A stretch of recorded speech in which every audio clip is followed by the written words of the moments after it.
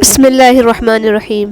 اللہ کی پسند، سردی کا وضو، گرمی کے روزے، جوانی کی توبہ اللہ کو بہت پسند ہے۔ جو کسی چیز سے ڈرتا ہے اس سے راہ فرار اختیار کرتا ہے، لیکن اللہ عز و جل سے ڈرنے والا اللہ ہی کی طرف بھاگتا ہے۔ اور رزق صرف پیسہ نہیں ہوتا، دل کا سکون، تقوی، اپنوں کی محبت، نماز میں خشوع، اچھی تلاوت، حیا، یہ سب بھی رزق ہوتا ہے۔ وہ صرف عبادت کرنے والوں کا رب نہیں بلکہ ندامت کرنے والوں کا بھی رب ہے۔ سمجھدار ہونے کا سب سے بڑا نقصان یہ ہے کہ ہم وہ باتیں بھی سمجھنے لگتے ہیں جو کہ نہیں سمجھنی چاہیے۔ شاخوں سے پتوں کا گرنا محض موسم کی تبدیلی کا پیش خیمہ نہیں، بلکہ یہ یاد دلاتا ہے کہ دنیا کی ہر چیز فانی ہے۔ جو شخص احسان کرتا ہے اسے چپ رہنا چاہیے، لیکن جس پر احسان کیا گیا ہو اسے بولنا چاہیے۔ کسی کی راہ میں ناحق مشکلات پیدا کرنے سے پہلے سوچ لیں کہ آپ اس کی تو صرف دنیا خراب کر رہے ہیں لیکن اپنی آخرت تباہ کر رہے ہیں۔ خاموشیوں کو سمجھنا سیکھو، کیونکہ ان میں سچ ہوتا ہے، جھوٹ نہیں۔ سب سے بہتر سبق وہ ہوتا ہے جو ہم چوٹ کھا کر حاصل کرتے ہیں۔ کتابوں اور مشاہدوں سے انسان سیکھتا ضرور ہے، مگر جو بات خود تکلیف سہ کر سمجھ میں آتی ہے وہ کوئی دوسرا نہیں سمجھا سکتا۔ چاہے ہمارے پاس کتنی ہی اچھی استری کیوں نہ ہو، جب تک ہم اس کے پلگ کو بجلی کے ساتھ کنیکٹ نہیں کریں گے وہ گرم ہو کر کپڑے کی سلوٹیں نہیں نکالے گی۔ اسی طرح جب تک ہم اللہ کی ذات سے تعلق استوار نہیں کریں گے زندگی کی سلوٹیں کبھی نہیں دور ہوں گی۔ اخلاق اور ظرف کا امتحان تعلق کے خاتمے کے بعد شروع ہوتا ہے۔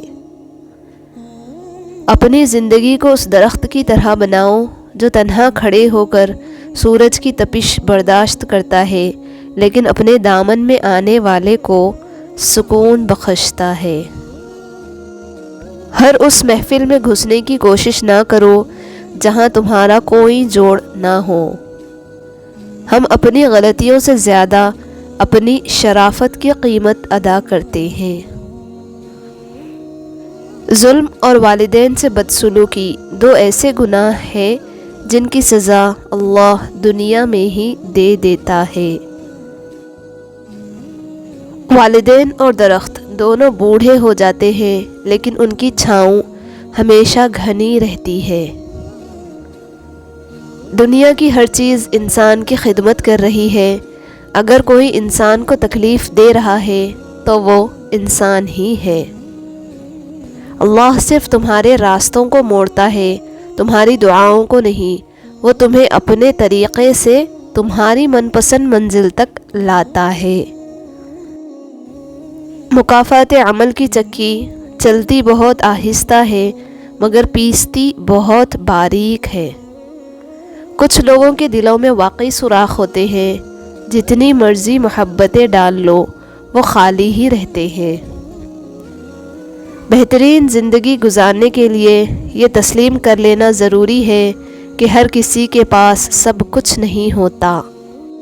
اللہ کی ذات سے کبھی نا امید مت ہونا، وہ زندگی وہاں سے شروع کر سکتا ہے جہاں سے آپ تصور بھی نہیں کر سکتے۔